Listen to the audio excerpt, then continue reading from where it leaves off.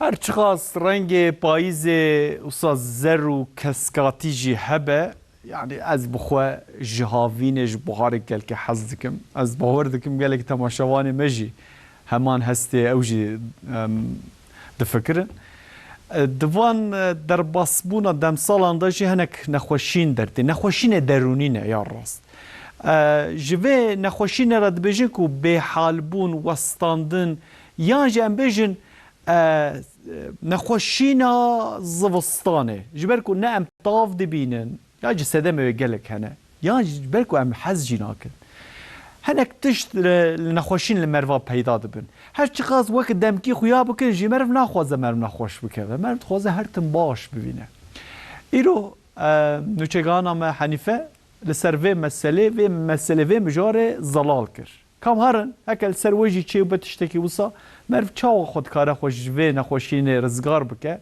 ری بازی وی ابدنو چی دهیم ببین مثلا صبحها وانتخوازن گوش خورابن آن نرابن مثلا چی گورش؟ نه والله هو يعني ناخذ يقوم رابي والشقاج خوازي مال درنا كافي ولو اجمعنا يوم تشتي بكن به حال بون سترس وست دبه کو سده ماوان کو هرین آدم سال وستا زوستانه به اشکی گران بین حال نیا جمدیا و ام اختیار بودن و کبری نشی سده ماهری گرینگ آوست و به حال بون زوستانه که ماسیه تاویه Çünkü Zivestiyan Zivistan'da tavciyem hindikildin. Le ortamda çok mikrop şey, virüs şey hene. Hem bağlı ve hem ji bağlı xarneye. Drojen Zivistan'da dve meriv ji tîrojên tavê feyde bigire. Bi taybetî jî wextê nîvro. Wextê nîvro meriv nîv saet li ber tavê bimîne.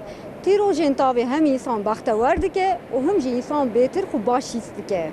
Pes bordu bejin eftişteki demkiye û dve meriv ji vê rewşê nettirse. Ji bo ku em ji westa zivistanê xelas bibin divê em hey ji xwarin û vexwarinên xwe hebin û di nav rojê de jî sporê bikin. Gere to kahvaltı per rın bike. Kahvaltı ama sadece nanu peynir na. Kahvaltı da gere hek hebe. Hek özellikle hek, maydanoz, yeşillik gere van hebben. Yani ondan sonra ji bo westandını gere to qatık ekstradan bixwe mast.